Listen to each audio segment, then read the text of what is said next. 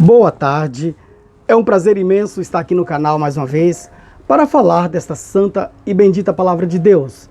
2 Pedro capítulo 1, versículos 20 e 21, onde diz assim: sabendo primeiramente isto, que nenhuma profecia da Escritura é de particular interpretação, porque a profecia nunca foi produzida por vontade de homem algum, mas os homens santos de Deus falaram inspirados pelo Espírito Santo. Que Deus abençoe a leitura da sua santa e gloriosa palavra.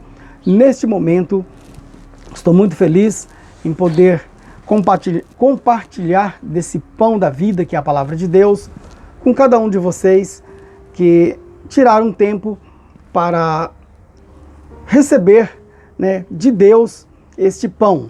Por falar em pão, eu tenho aqui o parágrafo 15 da mensagem: fazei muitas covas neste vale. Aqui está a cópia do sermão. Parágrafo 15, que eu vou ler agora já em seguida. Ao finalizar do parágrafo, eu já quero adiantar para você, inclusive é o nosso tema. Nosso tema é um mistério fatiado em mistérios. Como assim? Um mistério. Aqui o profeta estará dizendo que o livro todo é um mistério.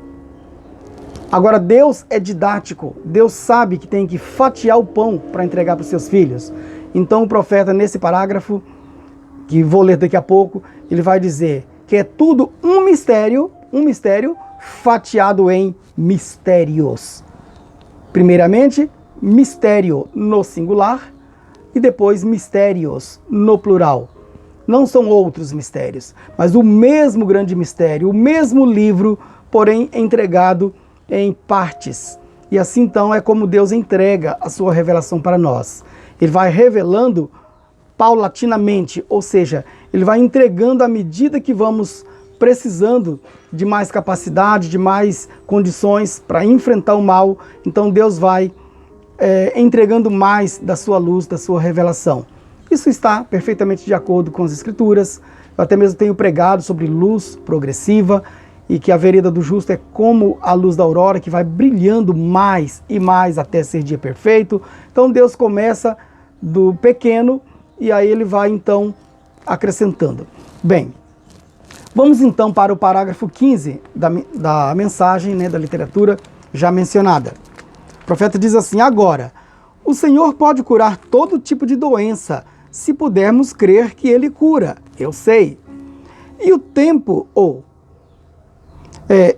tenho visto fazer tantas coisas, simplesmente quero crer que tudo o que pedimos, nós recebemos. Isso é tremendo. Isto é certo. Temos que crer desta maneira. E agora confiamos que o Senhor nos abençoará. Agora, este velho e bendito livro é o livro de todos os livros. E há somente um que pode interpretar corretamente este livro. E este é o Espírito Santo. Ele é o escritor dele e é o único que pode realmente interpretar.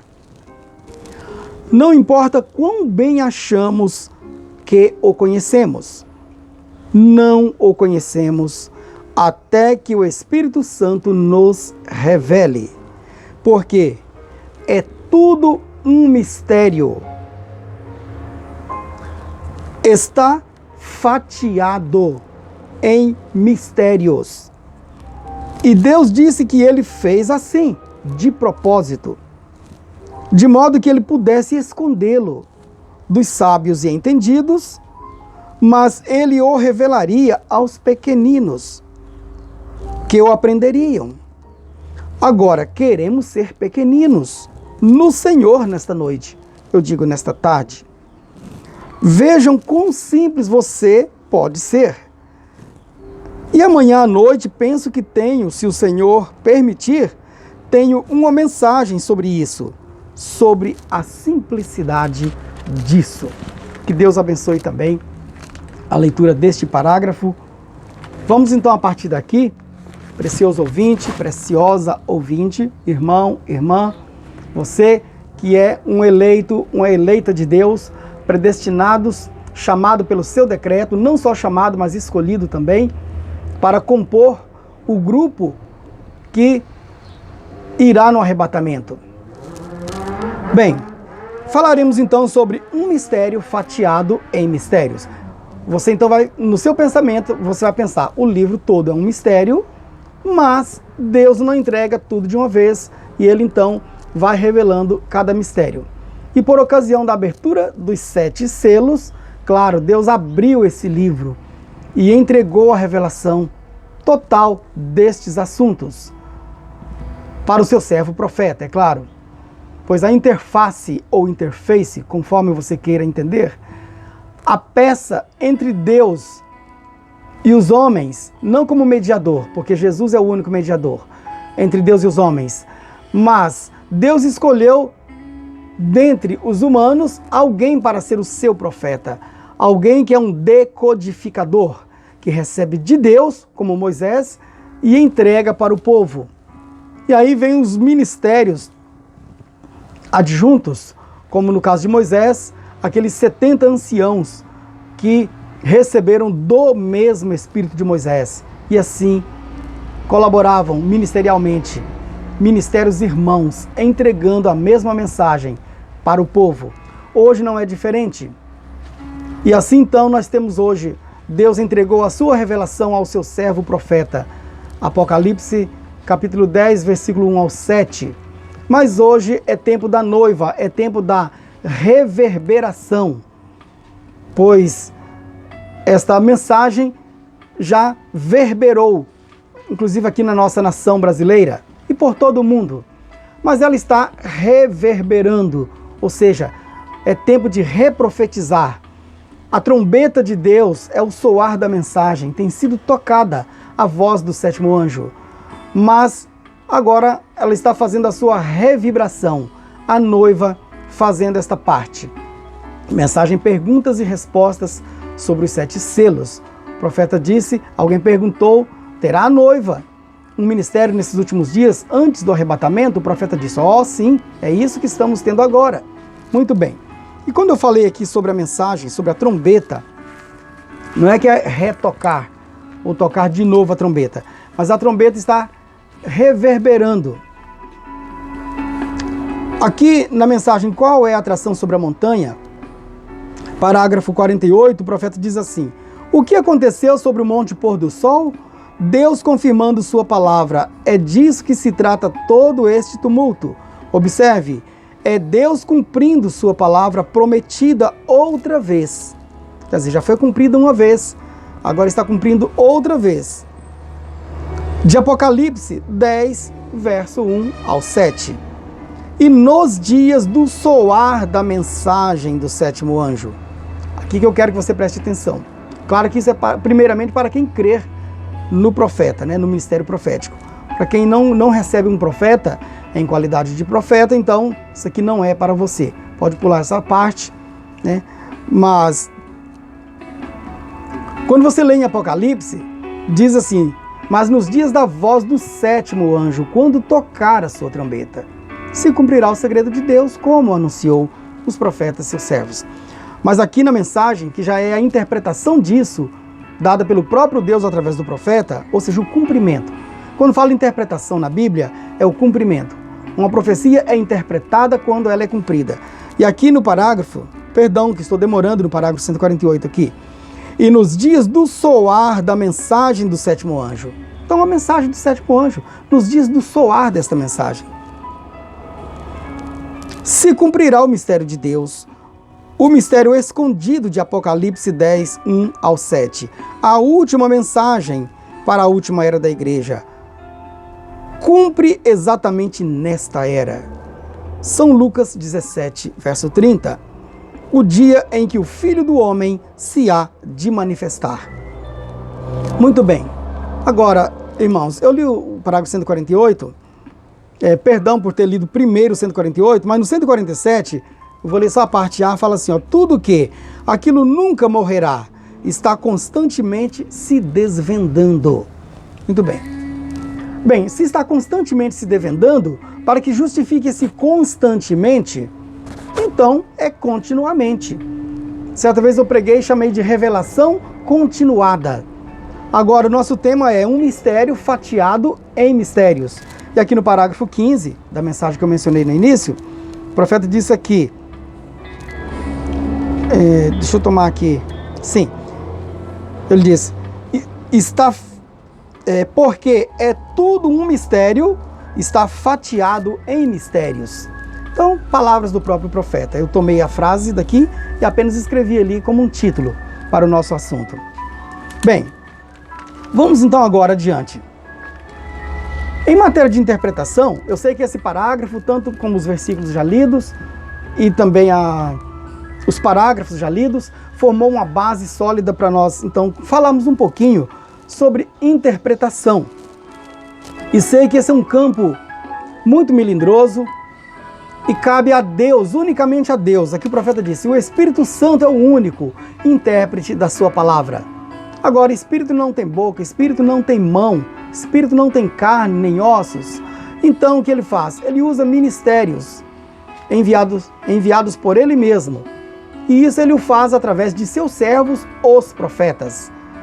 Temos vastas escrituras, só lembrando que não pode ficar de fora Amós, capítulo 3, verso 7. Certamente o Senhor Jeová não fará coisa alguma, sem antes ter revelado o seu segredo aos seus servos, os profetas. Certo, então é o profeta.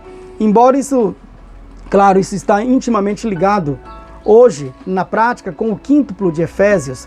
Efésios, no seu capítulo 4, verso 11, diz que ele mesmo, ele quem? Deus, ele mesmo, deu uns para apóstolos, outros para profetas, outros para evangelistas, outros para pastores e outros para mestres. Compondo assim 5 ofícios diferentes aqui. Lembrando que o último dos ofícios, o quinto, que é mestres, tem mais 2 sinônimos, palavras sinônimas, que muitas pessoas às vezes confundem. Mas mestres, professores ou doutores. Se você usar uma dessas 3 nomenclaturas, você está aplicando sempre ao mestre, aquele ensinador. Lembrando que o Espírito Santo é o ensinador, porém ele usa o vaso. Bem, mas no campo da interpretação, como em todos os demais campos, corre-se o risco de deslize com facilidade. E como a igreja está nesse preparo, nesse finalzinho, o tempo até mesmo acabou para o propósito de entregar uma mensagem para Laodiceia. Laodiceia já rejeitou, já virou casca dura, casca grossa, e o grão já foi expelido de dentro da casca. E por que esse grão ainda não foi no arrebatamento? Às vezes somos insultados por pessoas incrédulas. Por que você está aqui, se o Filho do Homem já veio? Ele veio como nos dias de Abraão. Quando o Filho do Homem se apresentou a Abraão, ainda não era a chegada de Isaac, era a chegada, sim, da confirmação da promessa. E, pelo tempo da vida, Sara se engravidou e daí veio mais tarde a ter o filho prometido. Nós também estamos aguardando o nosso Isaac, o filho prometido, Jesus, que nós o encontraremos nas nuvens. Mas antes, o Filho do Homem desce à terra na forma da palavra revelada. Mensagem provando a sua palavra, parágrafos 221 e 222. Certo? Mas, então, é tempo de confessar o Filho do Homem aqui, para os nossos nomes ser confessados lá por Ele. Todo aquele que confessa Ele aqui, Jesus também vai nos confessar lá diante do Pai e dos santos anjos. Porém, aquele que negar o Filho do Homem aqui, depois também Jesus negará o nome dessa pessoa, não vai te chamar para a glória.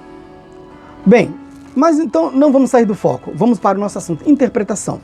A interpretação correta das Escrituras te coloca em posição para o arrebatamento. Mas a interpretação errônea, feita sem autorização de Deus, sem o Espírito Santo, portanto, te coloca fora desse corredor, desse afunilamento para o arrebatamento. Claro que os eleitos não podem ser enganados, mas também os não eleitos não podem ser revelados. Então, Deus já fez o ímpio para o dia da perdição e fez o justo para a salvação, e assim sucessivamente. Então, apenas ambos vão ouvir a voz, ouvir a palavra e vão se posicionarem diante desta palavra, diante desta voz. Bem, então retomando a escritura de Pedro, 2 Pedro 1, verso 20 precisamente. Sabendo primeiramente isto que nenhuma profecia da escritura é de particular interpretação. Então, nada de tentar interpretar a palavra de Deus. Então, vamos deixar que ele interprete. Agora vamos discorrer um pouquinho aqui. Se não é para interpretar particularmente, vamos deixar por conta de Deus. Então Deus cuida disso. Ele é um Deus zeloso, ele está cuidando. Agora vamos ver aqui um pouco do que os homens tentam fazer. E coloca a humanidade toda em risco, em grande perigo.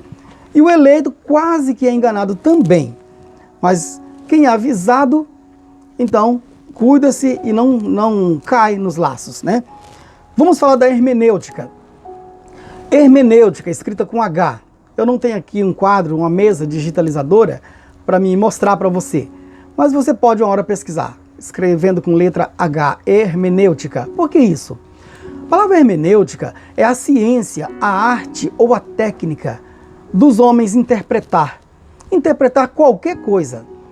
Isso foi utilizado desde o Jardim do Éden, quando a serpente interpretou a palavra de Deus para Eva. Então a arte de interpretar. E isso vem sendo usado como ciência, desenvolveu-se como um ramo da ciência. E está nas faculdades, nos cursos superiores, pós-graduação e assim por diante. Por exemplo, na área jurídica, na área do direito, existe a hermenêutica jurídica, que é para ler e interpretar as leis. E aí no campo da religião, no campo do sagrado, a hermenêutica entra como ferramenta para interpretar os textos sagrados. Desde uma palavra até um texto, ou até mesmo um contexto. Então a hermenêutica entra como aquela arte que vem aplicando lógicas e meios técnicos, científicos, para explicar as coisas. E aliado ou aliada com a hermenêutica, que é esta arte de interpretar, vem também a exegese ou exegese, se você quer pronunciar numa destas formas, que é a arte ou habilidade de explicar. Então, enquanto a hermenêutica interpreta, a exegese ou exegese, ela explica. Ela lê o que já está interpretado e explica, explana, explica, palavra por palavra, disseca, né? Divide a palavra ali e busca as raízes, tudo certo. Nada contra isso, tá? Tá tudo muito bem até aqui. Mas quando estas ferramentas são aplicadas para interpretar a palavra de Deus, aí essas ferramentas são ineficazes e até proibidas pelas Sagradas Escrituras. Então não devemos usar de astúcia humana, de esperteza humana, de expertise humana, como eu disse aqui, hermenêutica nem exegese para explicar profecias. 2 Pedro, capítulo 1, verso 20 e o 21, já disse aqui repetidas vezes, né? Então, nenhuma profecia da Escritura é de particular interpretação. Muito bem. E lembrando que é no soar da trombeta do sétimo anjo, que é o Evangelho, que é a mensagem do sétimo anjo, é que os mistérios de Deus vêm a cumprimento. Então, sendo assim, a trombeta foi tocada pelo profeta, por Deus, através do seu instrumento profético. Hoje é o tempo da reverberação, como eu já falei. Então, é tempo de revibrar esta mensagem novamente. Portanto, é o som da mesma trombeta, da mesma mensagem, revibrando, reverberando por todas as partes.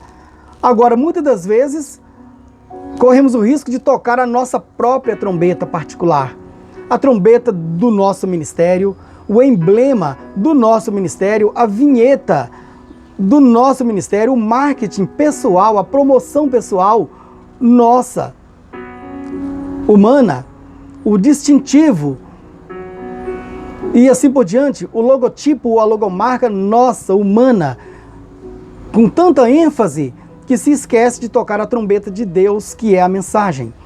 E nisso, então, um espírito oportunista, ou até mais de um espírito oportunistas, entram exatamente aqui. Então, quando eu falei de hermenêutica, você pode pesquisar na internet, a origem disso é pagã. A mitologia grega e a mitologia romana, que tem deuses e semideuses, ninfas, são divindades falsas, né, pagãs. Então, na mitologia grega, existe o deus Hermes. E esse deus Hermes é filho de Zeus e de Maia, a ninfa Maia. Então, isso na mitologia grega. Se você for para a mitologia romana, então o nome muda. Ao invés de Hermes, ele é Mercúrio. Então, a nomenclatura muda aqui de acordo com a mitologia grega ou romana. Mas eu vou tomar aqui Hermes. Você acha o equivalente Mercúrio na mitologia romana.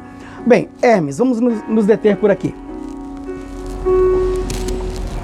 Não estou pregando sobre Hermes, tá? Estou passando por aqui, porque eu preciso falar mesmo sobre a palavra de Deus. Mas aqui é exatamente uma oportunidade onde esse espírito hermenêutico entra. E Hermes, uma das suas funções, ele acumulava muitas funções. Você vai ler uma hora, você pode pesquisar. Ele acumulava muitas funções, entre elas a de ser o guardião do Hades, da porta, da entrada para o submundo. O submundo chamado Hades. Alguns pronunciam Hades. É um H-A-D-E-S, que é o popular inferno ou Seol. Certo? Então esse submundo tinha como guardião da sua porta, da sua portaria, Hermes. E Hermes era encarregado de encaminhar as pessoas para lá, para esse submundo. Veja bem, encaminhar para o inferno. E, claro, uma das ferramentas de Hermes é a hermenêutica, que é derivada do seu nome, que é o quê? Explicar para as pessoas do seu jeito, interpretar do seu jeito, de modo que as pessoas convencidas e agradecidas porque Hermes interpretou, então ela seguia as orientações de Hermes e ia exatamente para o submundo. Você pensa que mudou? Você pensa que Hermes converteu-se ao cristianismo? Hoje o espírito de Hermes está também presente na atualidade, encaminhando pessoas para o submundo, chamado Hades. E isso ele o faz através da hermenêutica, da sua hermenêutica. Agora, Deus, sabendo disso, ele envia o seu profeta. Ele envia a mensagem através do seu servo profeta.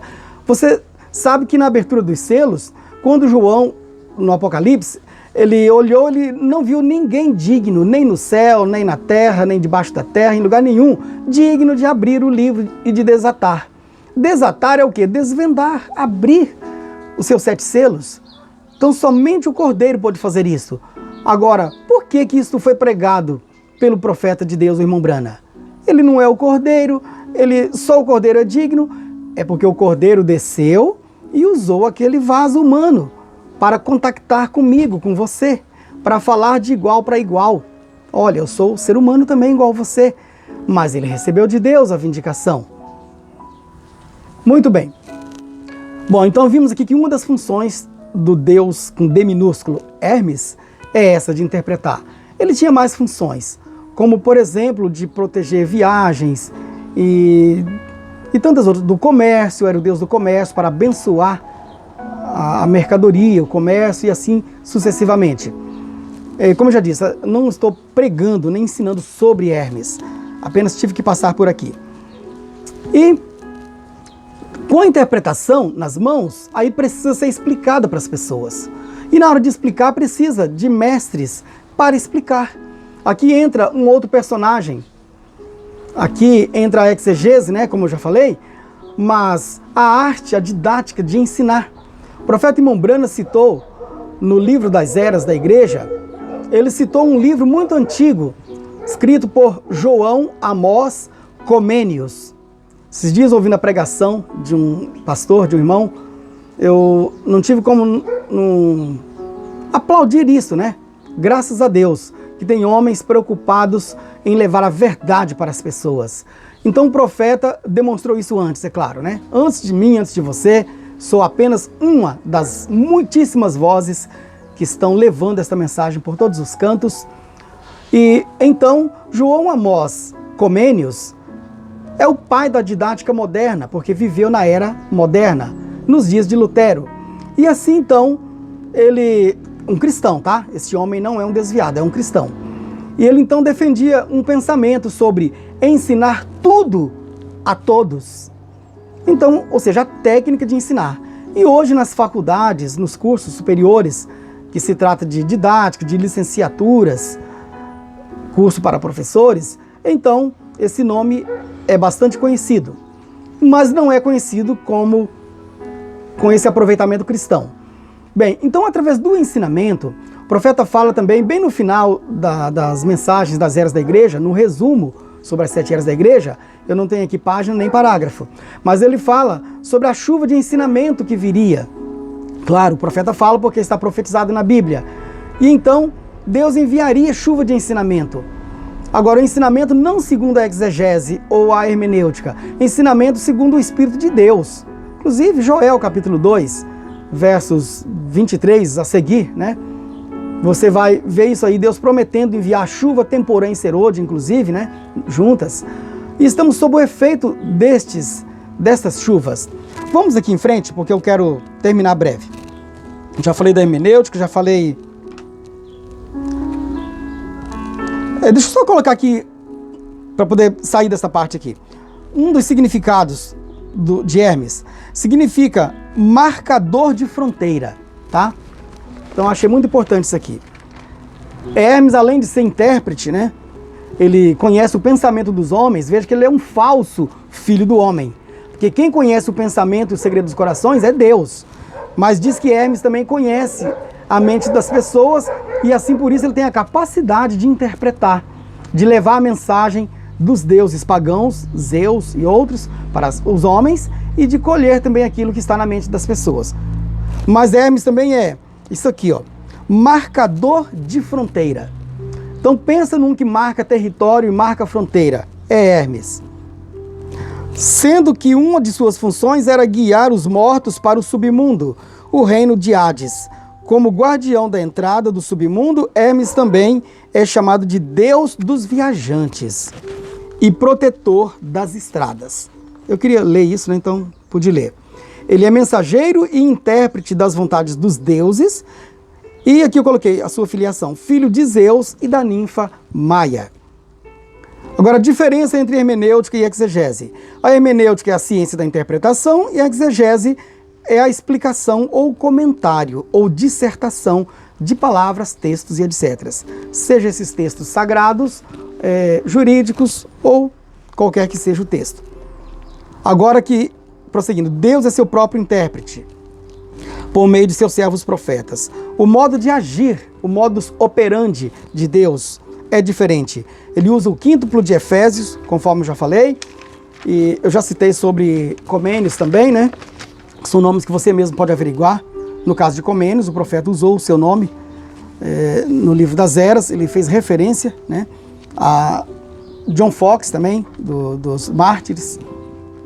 Agora vamos para as escrituras. João 16, verso 12. Ainda tenho muito que vos dizer, mas vós não o podeis suportar agora. João 16, 12. Jesus, sabendo que tem que fatiar o pão para entregar, nós seres humanos não conseguimos digerir se entregar tudo de uma vez. Jesus usou esse termo. Ainda tenho muito que vos dizer, mas vós não o podeis suportar agora. Então, se a mensagem for entregue inoportunamente, não sendo o momento, por exemplo, às vezes é uma fase de criança, infantil. Paulo pensou nisso. Ele falou, com leite vos criei. Então ele deu alimento líquido, alimento mais leve, depois ele foi engrossando o caldo, até chegar no caldo grosso e no alimento sólido, no tutu ou pirão, né? E assim Jesus, sabendo disso, ele disse isso aqui em João 16, 12. Mas não quer dizer que você ia ficar a vida inteira sem receber esse alimento. Mais tarde, através do próprio Pedro, através de Paulo, através dos demais homens de Deus, Jesus veio ministrando até mesmo, porque no Pentecostes Jesus voltou. Ele tinha subido aos céus ali em Atos, mas 10 dias depois da sua assunção ou ascensão, ele voltou no Pentecostes, na forma do Espírito Santo. E desde lá ele vem andando no meio dos 7 castiçais, que são as suas 7 igrejas. E então ele está hoje aqui também, caminhando. E na forma do Espírito Santo, porém manifestado em carne humana, escondido através de pele humana, de um véu de carne. João 16,13. Mas quando vier aquele Espírito de verdade, ou aquele Espírito da verdade, ele vos guiará em toda a verdade.